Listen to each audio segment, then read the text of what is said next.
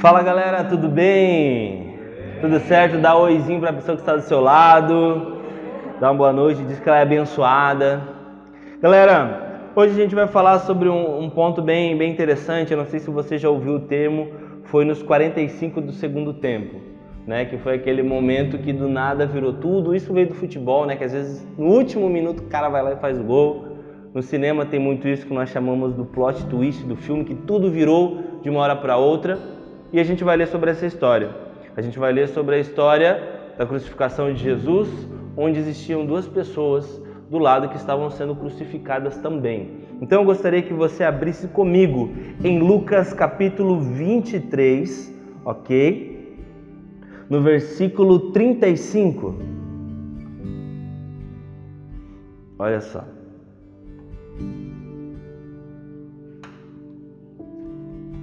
O povo ficou observando e as autoridades o ridicularizaram. Salva os outros, diziam. Salva a si mesmo, se é Cristo, Filho de Deus, o escolhido. Os soldados, aproximando-se, também zombavam dele, oferecendo-lhe vinagre. Diziam: se você é o rei dos judeus, salve-se a si mesmo. Havia uma inscrição acima dele que dizia: esse é o rei dos judeus. Um dos criminosos que estavam ali pendurados, lançando insultos: você não é o Cristo? Salve a si mesmo e a nós. Mas o outro criminoso o repreendeu, dizendo: você não teme a Deus, nem estando sobre a mesma sentença? Nós estamos sendo punidos com justiça, porque estamos recebendo o que os nossos atos merecem. Mas esse homem não cometeu nenhum mal. Então ele disse: Jesus, lembra-te de mim quando entrares no teu reino. Jesus lhe respondeu: eu lhe garanto, hoje você estará comigo no paraíso. Amém? Vamos orar. Papai, obrigado, Pai, por esse tempo que nós estamos aqui como igreja. Que realmente o Senhor abençoe todos nós que estamos aqui, o pessoal que vai estar assistindo esse material. Nós pedimos que o Senhor fale conosco, que traga uma revelação genuína acerca de Ti, Pai, da Tua mensagem, Pai. Nós Te louvamos e Te agradecemos. Amém. Amém? Cara, uma das coisas que é muito séria a gente entender desse texto é porque ele quebra um paradigma muito sério acerca da condição da salvação. Sabe por quê? Porque Jesus Cristo, ele estava na cruz, estava naquele momento, e de um lado tinha um ladrão e assassino sendo morto na cruz, e do outro lado, um ladrão e assassino também. Ambos estavam na mesma condição, no mesmo momento, na mesma hora, pelos mesmos pecados, pelas mesmas falhas, e um deles encontrou salvação e outro foi condenado. E essa é uma boa pergunta, né? A pergunta que não quer calar. Por que algumas pessoas chegam até Jesus e são salvas e recebem graça e bondade e recebem uma vida nova, e outras pessoas, quando chegam até Jesus, são condenadas? É muito legal que a gente consegue entender, por exemplo, a passagem em 1 Pedro capítulo 2, né? Que fala: olha, ele é a pedra angular, rejeitada pelos homens, mas também escolhida por Deus. Para alguns ele se tornou a pedra preciosa, mas para outros ele se tornou a pedra de tropeço. Então olha só, de fato algumas pessoas chegarão até a mensagem, a palavra de Deus, frente a frente com Jesus, e receberão salvação, e outras pessoas serão condenadas. E como nós falamos nesse texto, são duas pessoas que estão nas mesmas condições. E uma das coisas que me chama muita atenção é por que aqueles caras estavam na cruz. Porque eu não sei o quanto você conhece, mas principalmente naquele contexto, a morte na cruz era extremamente cruel. Quem morria na cruz é porque fez muita coisa errada. E principalmente a cruz era para assassinos. E é muito legal que até um dos caras reconhece que Jesus estava lá de forma injusta. Ele falou: olha, nós fizemos coisas erradas, mas esse cara não fez, ele não deveria estar aqui, né? Aquilo foi uma revelação na hora que o cara recebeu, né? Uma das coisas que nós entendemos, esses caras, eles eram assassinos e ladrões. A Bíblia usa o termo ladrão, mas obviamente, muito além de ladrão, essas pessoas assassinaram outras pessoas. É extremamente cruel esse ato de você assassinar. É um pecado realmente muito condenável. E esses caras foram expostos à cruz junto com Jesus.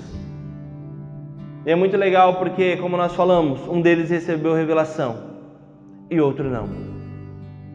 Sabe, uma das coisas que me chama a atenção é a forma como as pessoas veem Deus. Porque além dessas duas figuras, do ladrão A e o ladrão B, né? Existia uma outra figura chamada que era o soldado romano. É muito legal que nesse contexto nós vemos 3 perfis de pessoas na vida com Deus, ou na vida buscando Deus. Existem 3 tipos de pessoa. Existe o perfil soldado romano. O que era o perfil do soldado romano? O soldado romano, se você for ler, né, ali, primeiro que ele começa a zombar e ele fala: salve-se a si mesmo, se és Cristo de Deus, o escolhido. Se você é rei dos judeus, salve-se a si mesmo.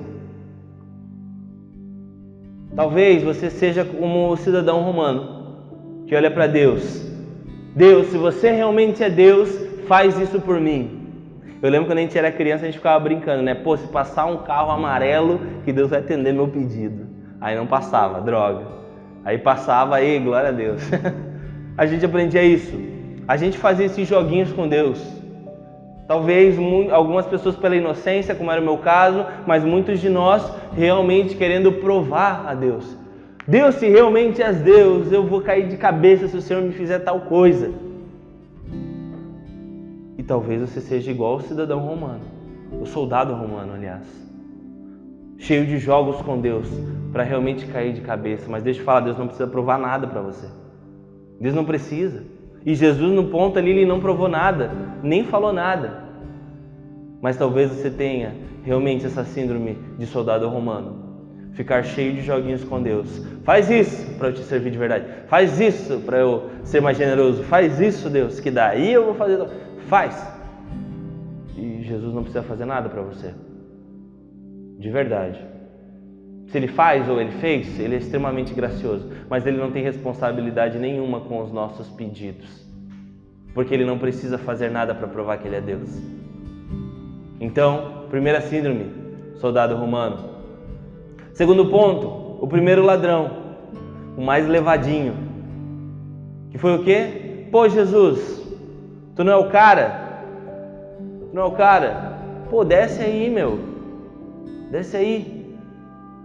Mas é muito engraçado que além disso ele pega e fala: olha, ajuda nós aqui, né? Salve-se a si mesmo e a nós. A cara do rei, se salva, mas depois leva a nós. Talvez você tenha essa síndrome desse primeiro ladrão. Porque o que aquele ladrão ele queria? Ele não queria mudar de vida. Aquele ladrão só queria sair da cruz e vazar. Quem sabe se ele tivesse descido da cruz semana que vem, talvez ele estaria roubando e matando de novo. Por quê? Porque aquele primeiro ladrão, ele só queria as coisas de Deus. Ele só queria ali um refrigério rapidão, depois siga a minha vida. Quantas e quantas e quantas pessoas nós conhecemos? Cara, minha vida está horrível, meu casamento está horrível, eu encontrei a igreja. E depois que eu encontro a igreja, o pastor, um discipulador, começa a me acompanhar. Pô, ficou show de bola meu casamento. Vazei, nem me viu. Síndrome do primeiro ladrão da cruz. Que é o quê? Ele não falou para Jesus: ei, me salva. O que ele falou? Jesus, me tira dessa cruz para eu continuar vivendo a minha vidinha. E muitos de nós somos assim: Senhor, abençoa a minha empresa para eu continuar com os meus lucros, para buscar só a minha vida, essa minha vida terrena. Deus, me dá uma abençoada aí, só para eu continuar aqui com meus trambiques aqui. Abençoa as minhas coisinhas por fora, Jesus. Abençoa os meus desvios. Cara, talvez você seja esse cara que vive a síndrome do primeiro ladrão. E deixa eu te falar, cara, Deus não vai abençoar teu pecado.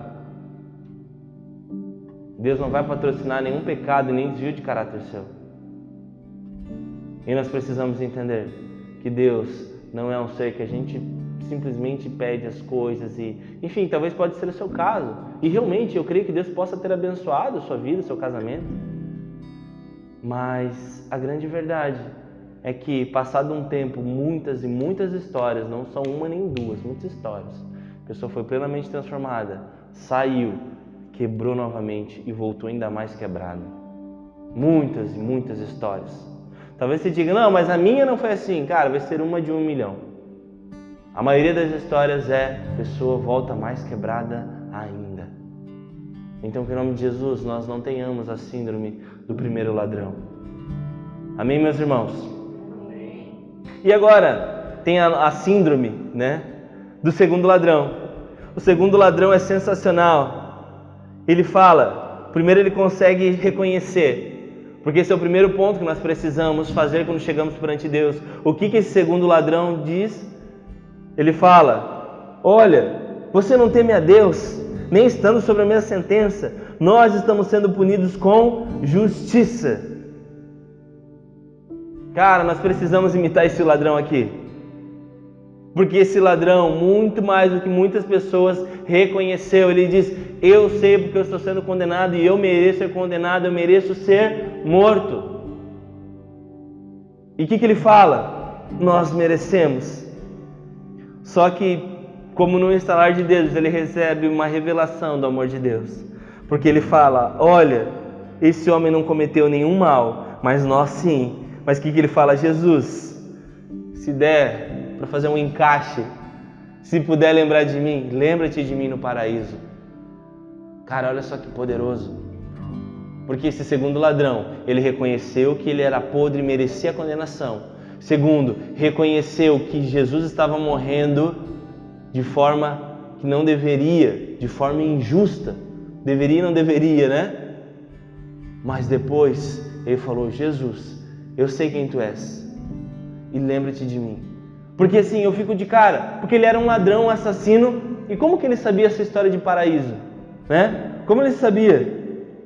Porque ele fala, lembra-te de mim quando entrar no teu reino. Cara, é revelação isso. Porque ele era um ladrão, como que ele sabia que existia um reino, que existia tudo, que Jesus estava indo para lá? Como? Cara, é revelação de Deus, pura, na cruz, nos 45 segundos do tempo. Então esse cara reconheceu que ele era pecador, que Jesus era santo, e entendeu que existia um reino e ele queria para lá. Esse é o seu anseio, meu irmão? Nós precisamos imitar esse ladrão. Não saia assaltando uma padaria, pelo amor de Deus. Mas imite a conduta dessa revelação aqui. Reconhecer a si mesmo, reconhecer a Deus e entender que existe um reino vindouro. E por isso que Jesus fala, eu lhe garanto, hoje você estará comigo no paraíso. Muitas pessoas perguntam, quem é salvo? Quem não é salvo? Como alcançar a salvação? E nós já falamos algumas vezes que a salvação é um plano do Pai e é graça de Deus.